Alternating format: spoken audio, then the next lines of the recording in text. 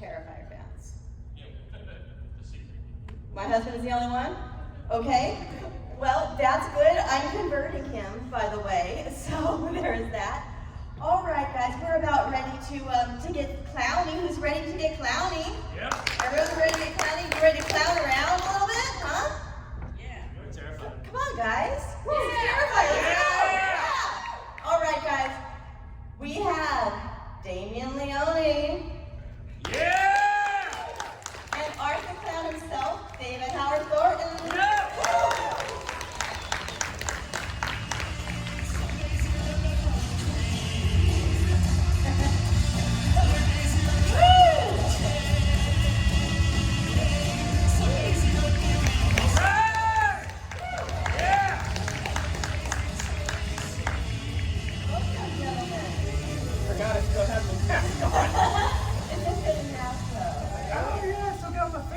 How is everybody doing? Doing well. Good to see you again. Good to see you guys again as well. How are y'all doing? What's up, everybody?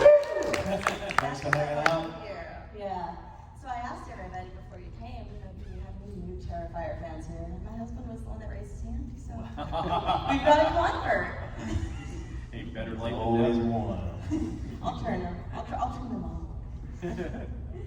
So this movie is so interesting because it started off as a short film and then like an independent anthology film, and then it evolved into what it is today.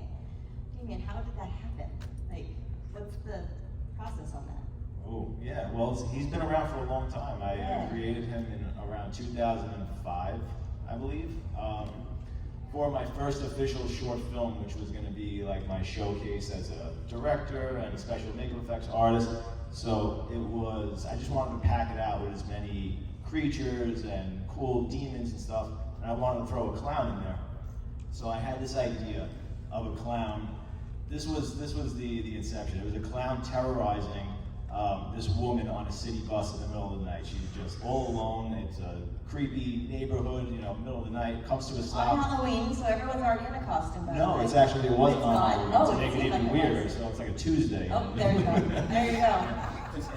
Tuesday in February. It felt like Halloween, but maybe that's just because I'm used to taking the train in the middle of the night in Chicago. Well, this was just the initial idea, and then a clown gets on. It's even creepier if it's not Halloween. So all of a sudden, it's off-putting. And then he sits next to her, and he's staring at her, and he just pulls out a horn, and he's very playful, and he's making her uncomfortable, and it just goes from uncomfortable to more sinister and intense as it's going, and eventually he's trying to stick her with a needle. So it was just that idea. I don't know where it came from. These things just pop into your head sometimes when you're obsessed with horror movies. And then it was just about what does he look like, and then we went into it was want to stay away from Pennywise as much as possible. So I have a lot to thank Pennywise for. So if you look at the both Not of them, that there's anything wrong with Pennywise, but you no, just that was the reason. Well, because he's the king, still is the king of killer clowns. So I didn't want to step on his toes. Paying he's all the respect in the world for him. He's got big toes. Big floppy toes. Yeah. But then, so when I eventually made that and showed people, everybody liked it, but they all kept talking about Art the Clown. Like that was that's what they all unanimously were like, yeah, it's cool, but that clown is crazy. You really have something with him. You should explore him more. And I was like, okay. And then we made a short film about just solely about Art the Clown, and that was called Terrifier. And we threw that on YouTube, and at the time it was getting a lot of hits. And this was like 2011, even before like YouTube was what it is now. And a producer was scouring YouTube looking for Halloween-based short films by filmmakers. And he found Terrifier and reached out to me, and he's like, oh man, I'm making this anthology, and I want your clown to be like on the poster, that clown's crazy, and I was like, that's cool. I was like, I actually have another short film with him. I was like, this will add up to like a half an hour of footage. I was like, how about instead of looking for now other filmmakers, you let me direct the entire movie, and maybe we could just like fill it in and pad it out to be a feature. And then that turned into All Hallows Eve. And then, but every time we would make something with Art the Clown, like the audience would grow, and people just wanted more and more and more. And eventually I got to make Terrifier, which is what I always wanted to make. Because my now producer, Phil Falcone, was the only one to give me the money to actually make that. So we love Phil. we love Phil. Yes.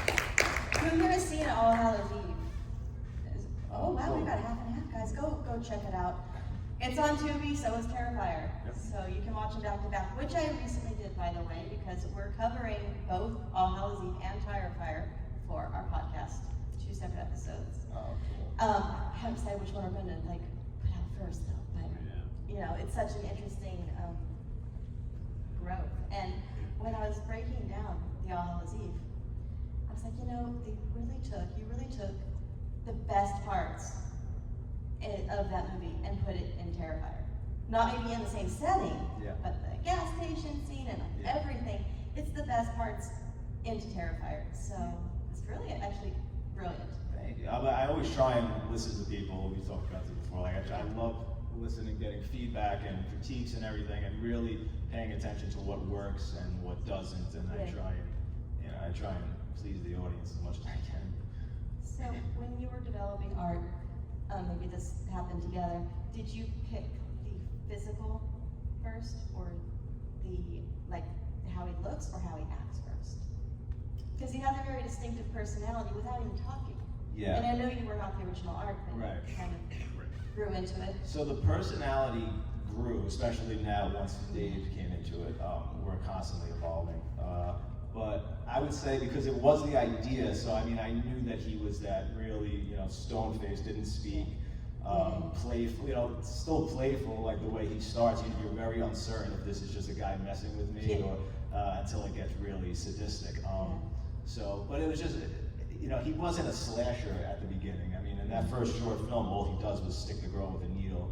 Which is just as terrifying, though. I mean, right, because it's you had to get vaccinated. That's how you got to do it now. We're getting there fast, huh? Ivermectin's next step.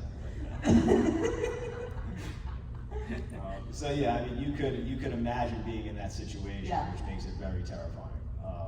But then, I mean, so I would say it started a little bit with his personality, and then I went into, well, what does he look like? And I've said this, I definitely owe a little bit to a Twilight Zone episode called 5 Characters in Search of an Exit, and there's a clown in that episode.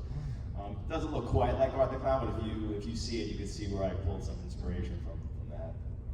Twilight Zone. I mean, it really took a bunch of inspiration from, his face is very much like comic book Joker.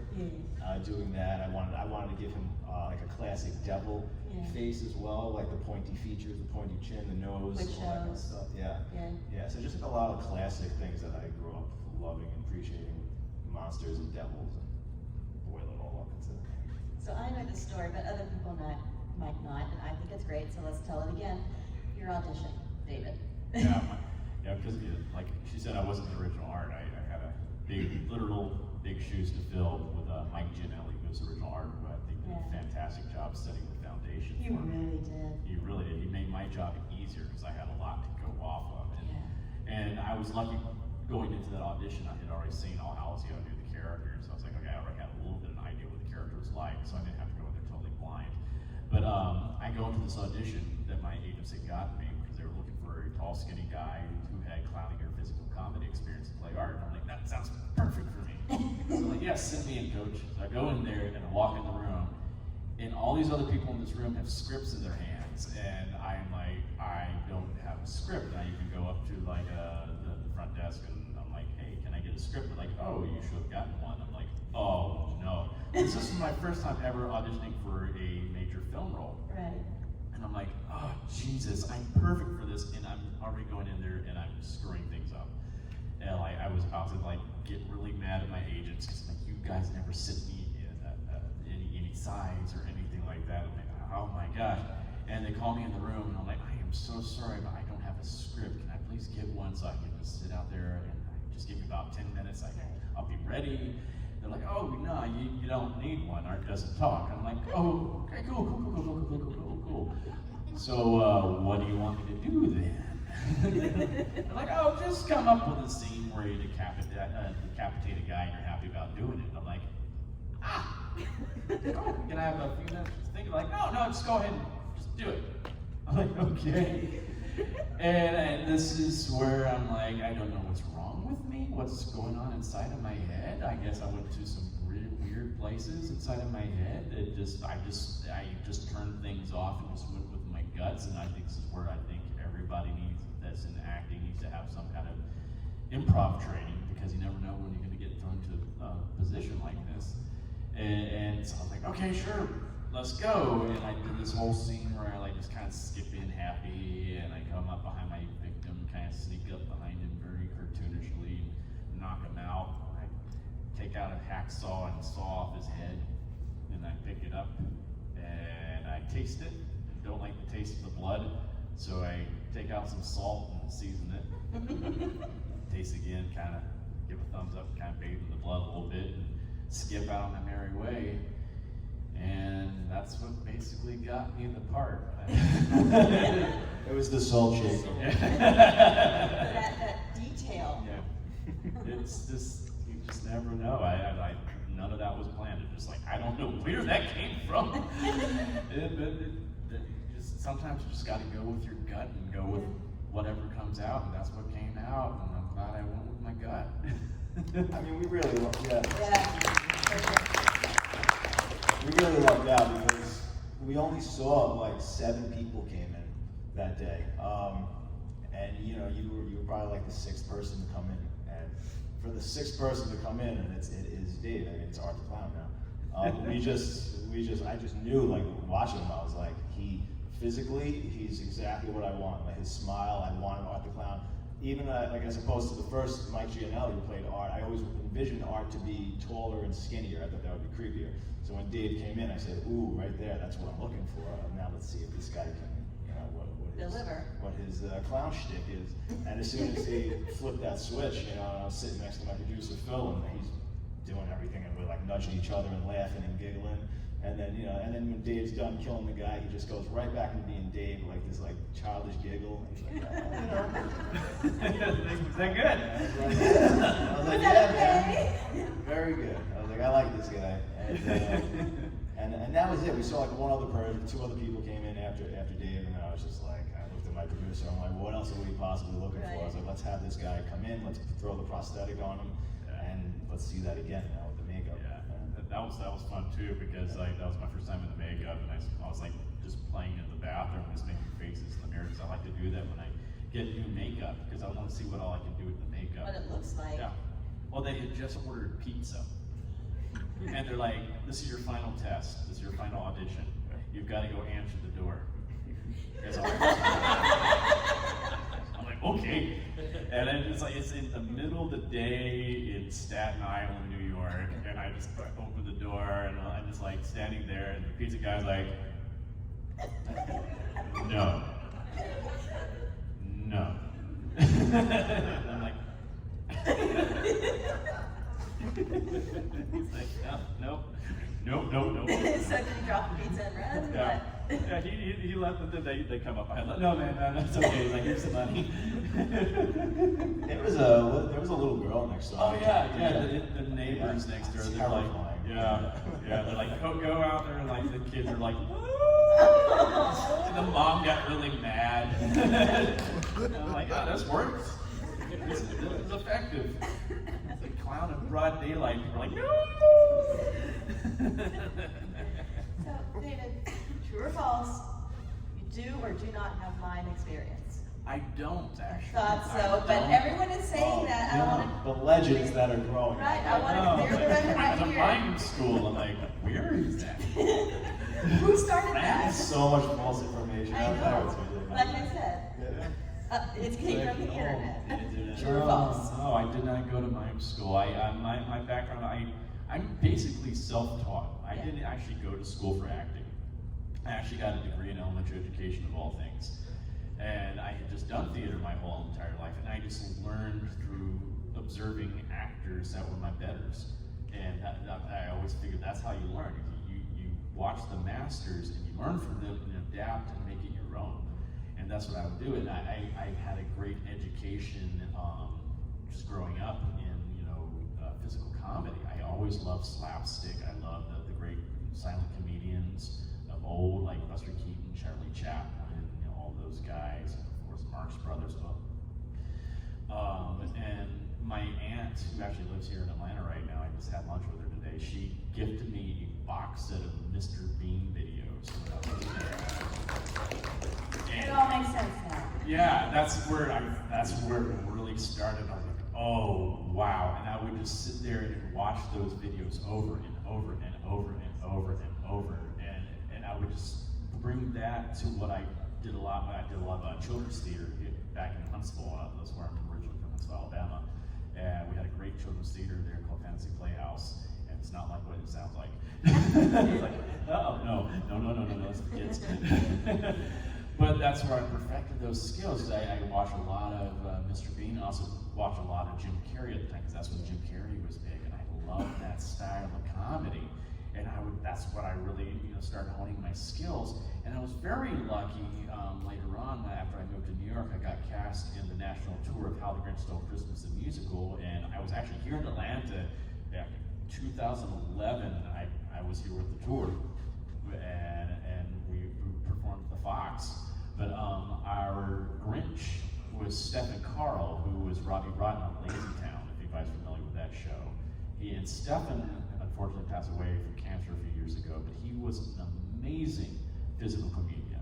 He actually went to clown college in Iceland, trained in that field. So I was his understudy as the Grinch. And he was able to really take me under his wing on those 5 years I toured with Grinch and really fine-tune my skills. And it's like, I see what you're doing here, now let me help you modify this and take you where you really need to go with this. And so when we're on set for Terrifier, I would have those moments, okay, how am I gonna handle this scene? What would Stefan do in this situation? I'm like, okay, now I know how I'm gonna handle it. He would do this, and I'm like, that's Stefan. And I would sometimes even like just contact Stefan over like Facebook and like, hey dude, I got this scene, what do you think about this idea? He's like, oh, that's great, why don't you do this, blah, blah, blah. I'm like, okay, cool.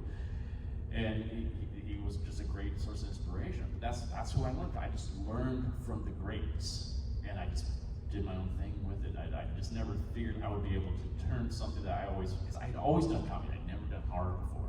I never figured I would be able to turn something that had always been comedy and always been for kids and something into something for adults and horror. And like, wow, I can do all this great physical comedy, but kill people while I'm doing it. This is awesome. Kind of a dream, right? Yeah, definitely a dream come true, man. Just like, this is great. Because I love playing villains. I'm like, that's even better.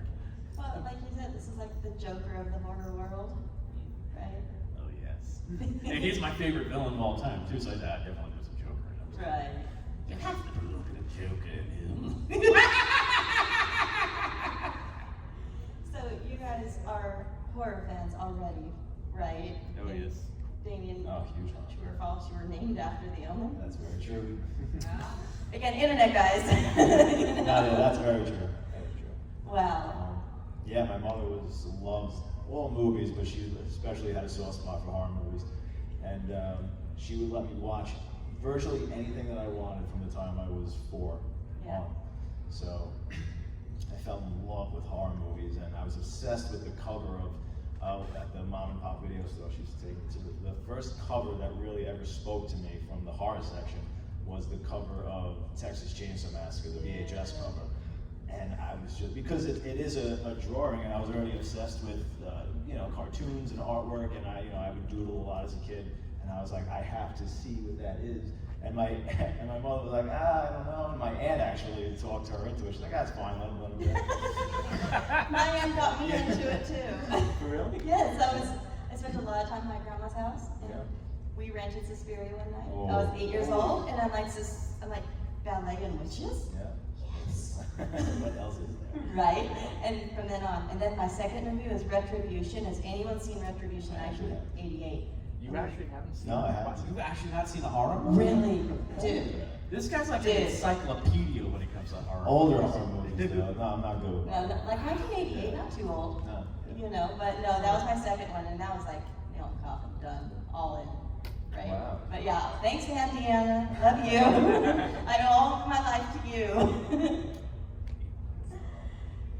So, and do you also enjoy horror as well? Yeah, I was late to the game though, because my mom was a chicken when it came to horror horror films. So she thought The Fall of the House of Usher from back in the day with like Vincent Price was the scariest movie she had ever seen in her life. And so that tells you a lot. It's like, ah! So your first horror movie is mind blowing. Like, Yeah, that's yeah. very late to the game. Yeah, I mean, I had seen little bits and pieces, like I had seen like a Poltergeist when I was a little kid and stuff like that, because like my parents had like a viewing party and stuff like that. But I had never really sat down and watched a whole entire horror movie until my senior year of high school, when Scream 2 came out. Because I was doing a production of Christmas Carol, the cast wanted to go out and see Scream 2, and there was a girl in the cast that I had a crush on. And I'm like, they're all like, hey, let's go. I'm like, I can't chicken out in front of her. Okay, fine, I will go. Oh, I'm gonna make a fool of myself. Oh my God, no. And I had the most fun. I was like, this is amazing. What is my mom talking about? These movies are awesome. I loved it. And then after that, I was like, okay, now I have to go back and watch Scream. Right. it's like now I know what everybody's talking about. Right. But after that, like the next year when I went to college, my roommate, who came from a very, very strict Southern Baptist family, he had never seen a boob before. and so he was like, well, that's what they look like? I'm like, yes, Chad, yes. It's like the whole, like, you know, like that song from Willy Wonka came and it was like, come with me. So I think it went through his head when he first saw it. Shame on me for talking about that. But yeah, so we would go every weekend in our freshman year of college and just start renting like stacks of tapes from the movie gallery of all these horror movies. We're like, let's go watch all the Jason movies one weekend. Let's watch all the Nightmare on Elm Street movies one weekend. You know, Texas Chainsaw Massacre, all of that. So we were just trying to catch up. Like, wow, these are awesome. Yeah. So in our podcast, The Dolls of Horror, we have a segment that is favorite kill. Terrifier. What's your favorite kill? Ooh, of course, the hacksaw scene. Yeah. Hands down, right? Can we demonstrate? Can we demonstrate it? Wanna try it? I heard you might be able to demonstrate it. Is that true? We'll find out. Did you stretch? Okay. Okay. You guys ready? Yep. All right. Yeah. Closer. Grab Closer? both Okay. legs and then we'll. Okay.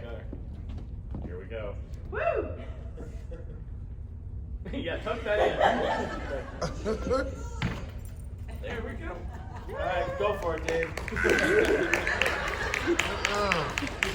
That's my wife! Not anymore. It's two now. She split up on you. Awesome. Woo! I did it! You I did did it. it! Fall down! I didn't drop her. Okay, that would have been horrible. It's Horrible. on film, and I'm like, oh. More like I did it and I didn't kick them in the face, just so you know. That would have been fun. I could fall out of a handstand and not die, but I was like, please don't let me kick somebody. That was awesome. Thank you. We need to do that more often. It's invigorating. That was a lot of fun. Okay, guys, can we get some audience questions? Does anyone have anything they want to say? Yes.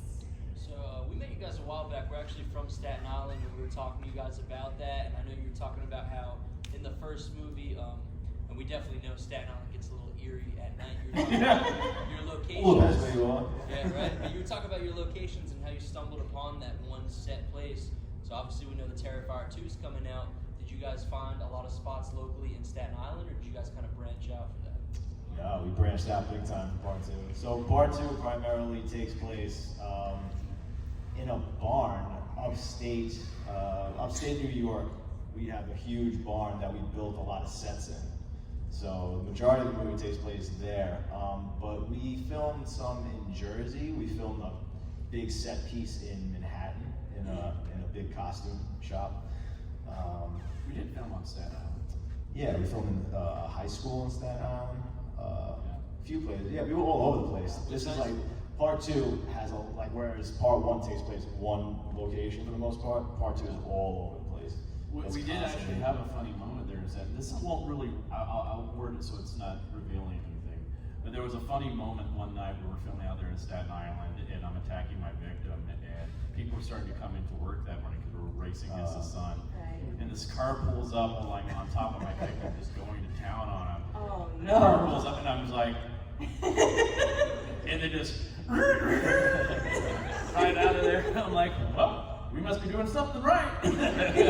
Oh boy, I hope the cops don't come soon. Right. Which happened another night. Did it? Yeah. What scene was that? Oh, We can't tell you the scene, but it happened. Very funny. I look at, like, if the cops show up during Terrifier filming, it's a good sign that we're onto something, right? Because it's Yeah, happened because someone believed both it. times, yeah. Right. Yeah. I saw another one over here somewhere. Question? No? Diana? All right. Okay. Our buddy Rick is painting my back. I'm making that video. And since you both filmed in Staten Island, I want to know what your favorite Wu-Tang song is. Oh. Bible or Cream, maybe? Yeah. Yeah, I've seen that, yeah. Anyone else? Sir? I just want to start off by saying the part where David hooked me at. My favorite part of the whole movie was the pizza shop scene where like he walks in and just sits down and he's like staring and like she looks over and he's like doing like this. So like I don't know if it was like a lot of that stuff improv or just like Damien say, just do what you do, man. Like Yeah, that bit there, that was, he just turned the camera on and goes, just make a bunch of faces. Yeah. And they just kept filming, they forgot to tell me to stop, so I just kept making faces and faces and faces. They're the best faces. Yeah. Yeah.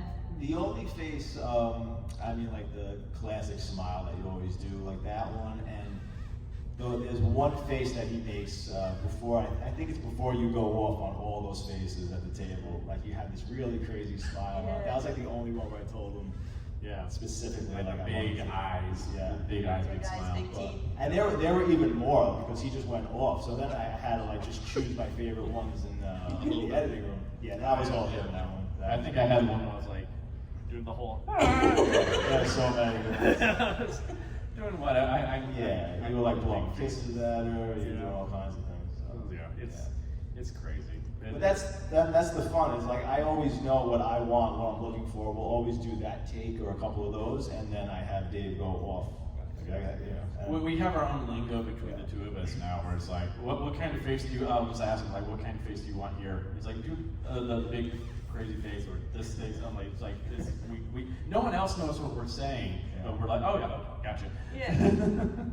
Yeah, exactly. Yes, sir. Alright, so doing Art the Clown cosplay, I completely feel with what you talk about once you become that, the way you act different and everything, it's amazing. But talking about the pizza shop and everything, one of the coolest things that a lot of people do with either whether I have my whip, you know, from the first bit, but giving girls rings. Oh yeah. You know, especially if they've seen it. Oh yeah. You know, and so when I met you the first time here a couple of years ago, I had some friends come up to me and they're like, there's these girls in the bathroom, and they're like, we got a ring from Art the Clown. And I was like, so yeah, once you become cosplay and everything like that, you do it, you definitely It's take so it on. freeing, isn't it? It is, it's pretty awesome. I used to cosplay as Joker a lot, and I would just have so much fun just messing, because it's just like, you kind of just become the character and people love it, so you can get away with it. I also, when I did Grinch, I got to do some press stuff there in Manhattan, and we were like, I was supposed to go back to the office after doing some press stuff, and they were going to take the car there. I'm like, no, I want to walk through the streets of Manhattan. And they're like, okay. And so I was just going through Manhattan and just being like the Grinch, messing with people. I would go to like people sitting down in the cafe, and I'll just grab their bread and start eating their bread. And they first see someone grab the bread, like, what? And they see me, and I'm like, oh, I can eat a lot of this. And they're like, oh, it's the Grinch. I could get away with anything. Yeah. It was the most freeing thing. You're like, oh, it's the Grinch, it's the Grinch. You're a celebrity then. Yeah, it's crazy. what Even you though it's get a away cartoon, with. now the cartoon is in front of you. Yeah. And it's just like with the cosplayers, you know, like we might not, well, we do get to get art in costume, but you don't get to get Freddy in costume all the time. But if someone's cosplaying as Freddy, you just take a picture, and it's really close to the next best thing, right? It really is. I love cosplay. That's one of my favorite things here at conventions is seeing all the different cosplay. Like the Mike Myers out there with the Bush earlier. I was like, this is brilliant. The Bush guy was I was awesome. like, I just see this bush and I'm like, what the heck is there with the, oh, there it Dude is. brought his own bush. It's like, look at that. Oh, I Cute. She don't know. She's a hide behind that bush. She don't know good. I saw some questions over here. Yes. I had a question. I know throughout All Hallows Eve, Art the Clown is kind of perceived as kind of a supernatural character or beyond human, but then like in Terrifier, he's kind of a human psycho murderer, but then it's like towards the end, the magic happens. So is Terrifier supposed to be like a prequel to All Hallows Eve in a way with his character? No, Terrifier is actually its own standalone movie. But I always wanted to do the same thing with the character, which was eventually lead him into the supernatural world, especially if you plan on doing sequels, because, you know, like, let's face it, all of our favorite slashers eventually become supernatural on some level, unless it's like Scream, where you just keep switching up the killer. So, because you can't have that many, you know, extreme conflicts between your final girl and the hero, you know, and the villain without killing him. I mean, they take too many death blows. So eventually you're gonna kill the guy. So I said, let's just go through one whole movie with him being as human as possible, and then let's set him up for the next one. Let's go right into him being supernatural. So in part 2, we really, yeah, he's full on supernatural. We really explore that, but we don't, I mean, I can't give away too much. Right. Like, we don't take away anything that you loved. Like, he's still very much the Art the Clown from part 1. He's still grounded. Yeah. He's not like It's just true, yeah. like walking on ceilings. No, and he stuff still that. like has like the same rules, but Does he still have his bag of tricks? Oh yes. of course, Yes. yeah. Oh, yeah. always. A lot of new things come out of it in this one. What did you decide to put in his bag of tricks? Like, it's such an eclectic group of weapons. Like, you say, oh, maybe this. Well, that's the best thing. I mean, yeah, I wanted to give him like a Santa Claus bag, like just like where you can just pull out whatever he wants. And that's another thing, because it's not like he's Freddy where he has one signature weapon, and every killer, like Michael Myers or Jason, like they have to find that other weapon somewhere. And I didn't want to have that problem, so I said I'm just going to have him carry around everything in the giant trash bag. And whenever I want him to pull out, I'll just have him pull it out of there. He's like Felix the cat with his magic bag of tricks. You know, that's what I love about that bag. There's like anything can be in that It's bag. like Mary Poppins, Yeah. right? Yeah, she just bottomless, right? He's practically perfect in every way. Absolutely. More questions? I swear I saw some more hands. Okay. Does he smear shit on anything in this one? We can't say that. That would surprises. Maybe. That's possible. Yeah. It's possible. Anything's possible. Shit happens. So, you know, bad stuff does happen. I tell you that. It's like I will say he's very depraved in this one. So it's like you haven't seen nothing yet. Oh dear. It's like, oh yeah, he's. I like to think that, you know, now that he's come back, he's a little bit more confident in himself, a little bit more cocky. He's a lot more gutsy with some things. Yeah, as if he wasn't enough in the first. Yeah. He's like, oh, now I can really play. That's like, then I like the limits have been taken off of him. It's like, let's really play with my food now. Damien, where did you come up with the name Terrifier? Oh, that's a good question. It's unique. Yeah, thank you. So, I used to deliver flowers for a long time. And so I would drive around constantly all day, and I actually love driving and listening to music, and it's where I get most of my ideas. So I got so many ideas while delivering flowers for Terrifier, like over the years. So one day— Is that where the flower came from? It may have, probably. But so I was driving around one day, and I'm like, what do I call this movie? I don't want to call this movie the title of the character, because all my selection movies, they have a different name. It's not called Freddy, it's not called Jason, so I was like, I have to come up with something other than Art the Clown to call this character. And I said, I don't know, but all I know is I want this was the short film at the time. Yeah. I said, I want the experience to feel like you're the audience. I'm getting them onto a roller coaster that just takes off and doesn't stop. And I said, all right, I have to come up with a cool name for like a scary roller coaster. And I just started thinking of all these names, and I'm like, the Terrifier. I'm like, that sounds really cool. So that's where it came from. And so it's not necessarily him. It was for the experience that I wanted to give the audience. So it's really the title of the film as an experience as opposed to him. But now I love where, he basically is the Terrifier, like little kids will call him the Terrifier and stuff like that. So I love that. Let it have a life of its own. Yeah, Art the Clown is the Terrifier. Yeah, exactly. Right. So. Well, that's interesting. Any more? Yes, ma'am.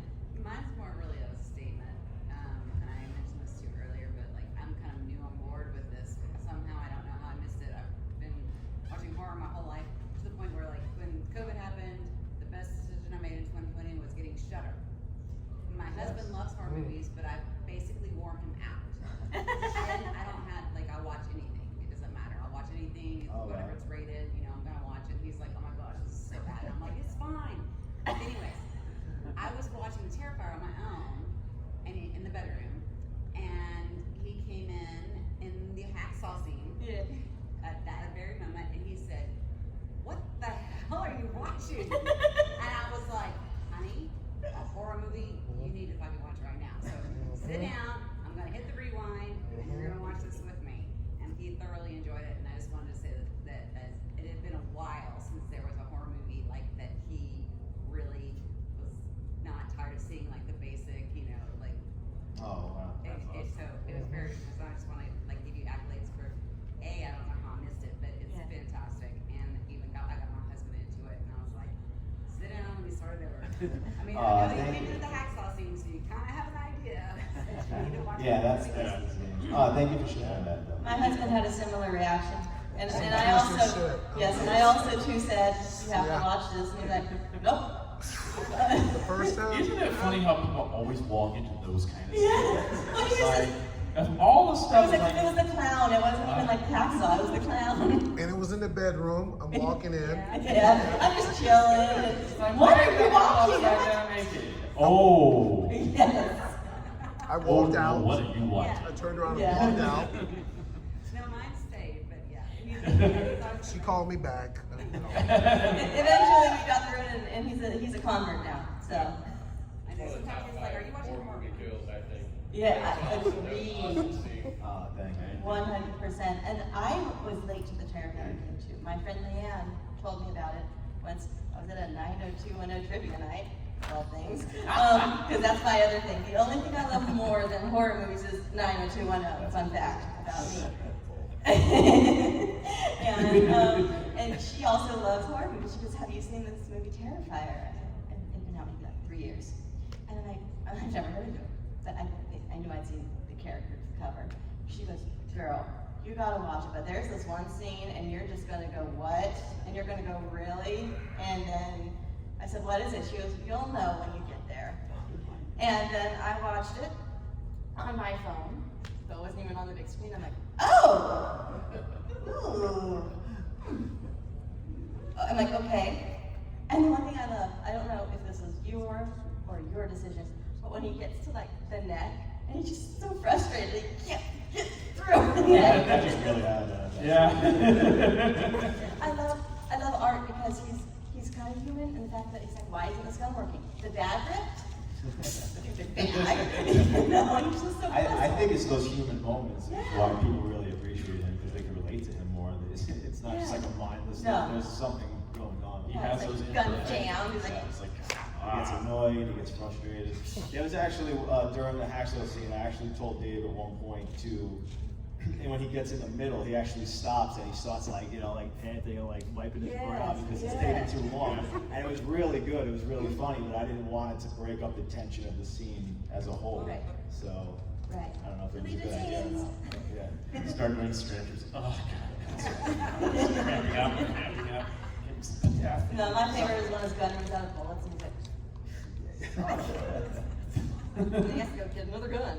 Well, I remember when the sheep ripped, I was like, oh, what am I going to do this instance? Because she's got to go and grab the spike on the ground. Like, what am I going to do to kill time while she's just grabbing the spike? Right. Well, the guy's so confident with himself. He's like, she's not getting away. Yeah. What the heck happened? I thought this was stronger. This is not a hefty bag. They're my favorite moments, I gotta say. They really, really are. I love those moments too, because that's the thing, that's what I think makes him more relatable relatable to an audience. It also makes it charming. If you're squeamish, it was like, it has a little bit of Right, the humor. levity comes in. Right. Be like, remind you. That is Has a good point. levity. Yeah, because what we do is so brutal. So it's nice to, you don't want the audience just leaving and having this completely miserable experience. So I do like that element, that comedy that he brings out. But sometimes it's very important to not do that. Yeah. Well, it's not constant. It's not a comedy. It's just his moments. Yeah, so like I consciously, there's moments where I say we can't have any laughs here. It's always more important to have him be this sinister, scary character than this jokester. Yeah. So that's a fine line that we're always walking. Like, well, I don't want to go too far with the jokes. Like when he kills Tara, when he shoots her, you know, like I didn't want any jokes after he kills her, after he like shoots her a bunch of times. And that was shocking. Yeah. I don't know who saw that coming. I didn't, because you don't expect that. Right. Right? But it was important that the audience didn't laugh at that. I didn't want the Right, audience sure. laughing at her death. It was supposed to be horrible and disturbing. And that was And you expected her to be the final Right. girl, so you didn't even see that coming because you expect her to get away. Yes, sir. That was actually, I'm sorry. That was one of my favorite moments when we did the first screening of it. It was the different reactions that happened at the same time in that theater. It was like you had people screaming because they got scared. You had people screaming because they're like, no!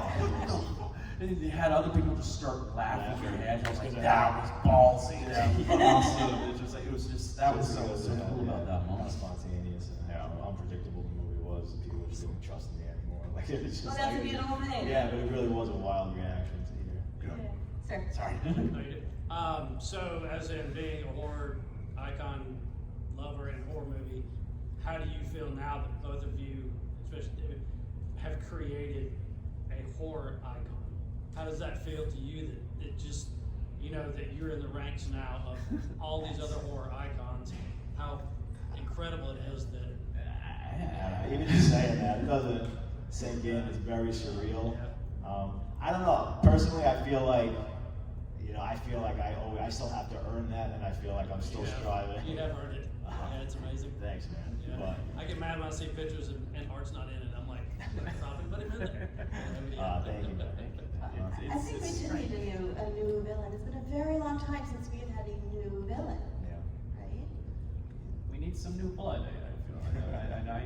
That's my hope. Is not just going to be art. I hope we've inspired more people to come and create some cool characters. Like when I saw Psycho Gorman earlier this year, I'm like, yes, more of this kind of stuff. Yes, because it's more creativity. I'm like, it's not just rehashing the same thing over and over again. It's like, I mean, like when Freddy and Jason and Mike Myers came out, they took the mantle from the great, you know, the old Universal monsters, I guess you could say, Dracula and Frankenstein, Wolfman, Green. It was like it's like new blood. We got to keep finding new ways to keep going forward with this genre and trying new things and experimenting, not just not staying in the past, but you know, you got to keep moving forward with it. And I'm hoping to see more filmmakers doing that. Yeah, I really think one of the big reasons why art works is because at his core, he's really just a silent Freddy. And that's like a combination that you didn't have yet out of all the slashers that we grew up loving. It's also a silent Freddy from the part 1 and then part 4. Yes, all at the same time. Yeah. Right. So that's what, I mean, again, those are my favorites, and I love Freddy so much, but I gravitated a little more toward the silent killers for some reason. So it was, you know, I had to have my killer be silent, but giving him that sense of humor and having that come through was a fun thing to do. It was very unique for me to explore. I think it's brilliant how it comes through. It's great. You don't always get to talk to be funny. Right, and you know everything he's thinking, everything without speaking. I don't know, do we? I mean, I'm just saying. But he's very expressive. I mean, Yes. you know exactly what's emotion. It's terrific. Yeah. What about Terrifier Part 2? So that's coming up. It's got to be a rom-com. Oh, absolutely. Musical. Just because there's a romantic comedy doesn't mean you can't have a decapitation or a bunch of I body do have my parts. background in musical theater, so you know, I'm just going to also just rub the song halfway through. Oh yeah. I love my horror movies with a good musical break or a good dance break. No, you think I'm joking? No.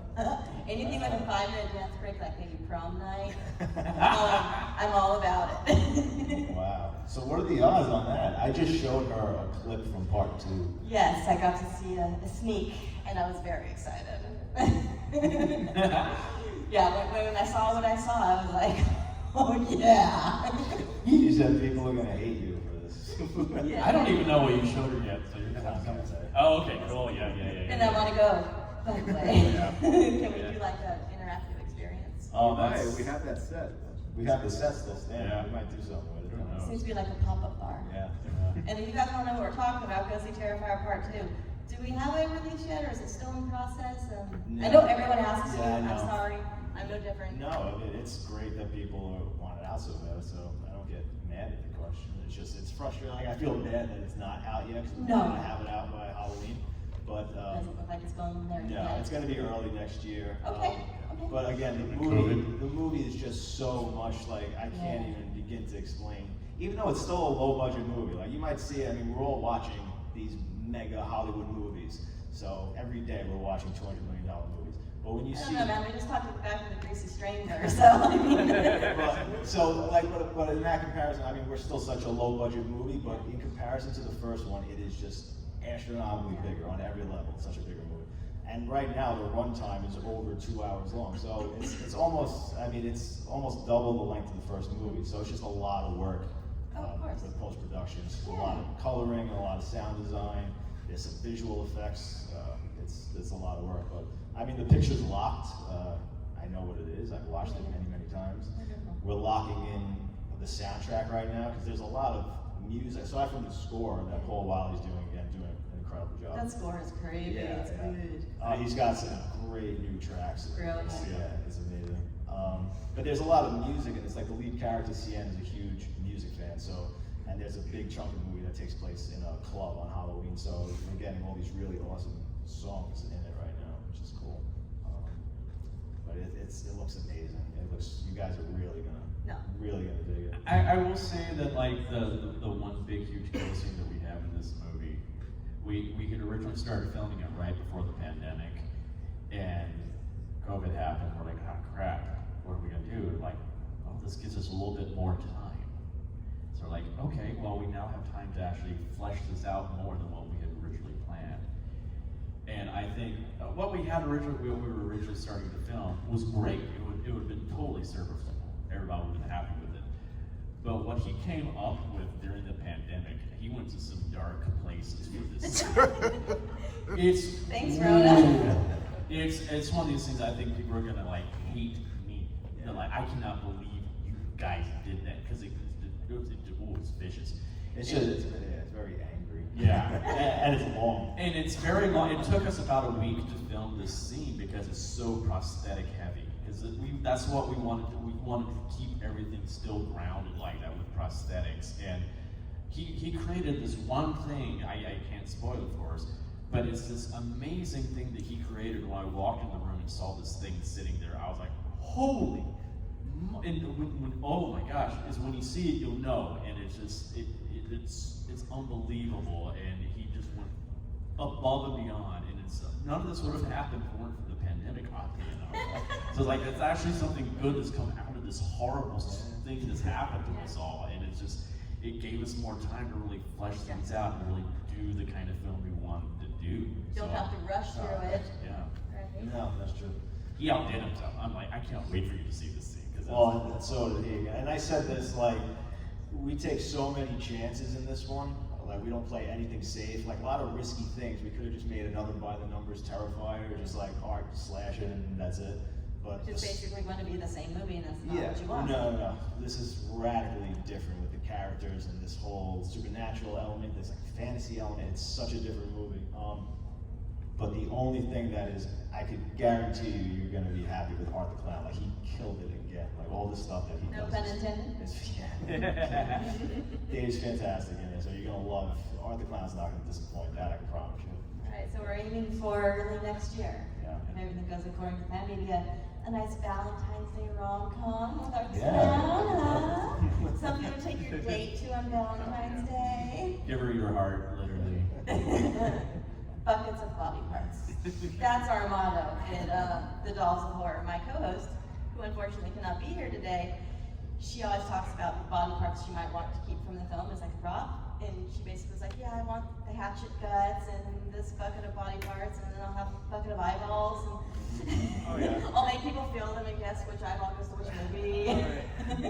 Ooh, the Friday the 13th Part 3 eyeball, that's the one you want. That's what started the conversation Was it? on the eyeballs. Wow. Because, well, first of all, there's that great eyeball popping scene. That's what I'm talking But about. there's the, Oh, when the guy's holding the it. new Crazy Ralph. Yeah. He gave this to me. Yep. I think that was actually her prop that she wanted, or maybe it was mine, I don't remember.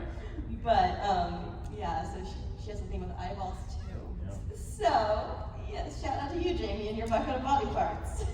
We do things with almost every body part in Part 2. Yeah. Yeah. I'm running out of things Are there to any take scenes apart. Yeah, Great, you're next right. time. It's basically a course in anatomy. It's just like, oh, All right, you well, really do. what else can we do with person? I'm just thinking like, yeah, we use that, we use that, we use That is tricky though, because like he's not Jigsaw, so we're never gonna come up with these elaborate torture techniques. So it is tricky. Like, how many things can you do to a person in the old school slasher style? That's you still keep it fresh. So that's another challenge, like a really hard challenge. Well, so far you guys have succeeded, and from what I saw today, you succeeded again. Thank you. Yeah, guys, stay tuned for that. What conventions do you have coming up besides the one you're at now? Do you know? Yes. Yeah, New Jersey HorrorCon next weekend. Next weekend, okay. Then Texas Frightmare after that. Yeah. Then it gets cloudy. Yeah, we do like a Spooky Empire later on. Okay. Yeah. Yeah. So those weekends. We're going to some more Days of the Dead. Yeah. So yes, we're Oh, the Vegas days in the Vegas. Vegas. Are you guys coming back to Chicago? Or? Yes. Awesome. Yeah. So yeah, we're getting out there. We're happy to be out. Yeah. We're happy that you guys are out there. Yeah, basically, I'm doing one up in Virginia too. Sometimes there's so many now. It all blends together.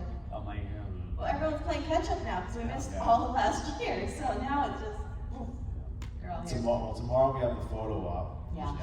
I'm putting him in blood too, which I don't typically do. I'm gonna do that. Guys, you gotta get the bloody art clown photo up. Art and costume, okay?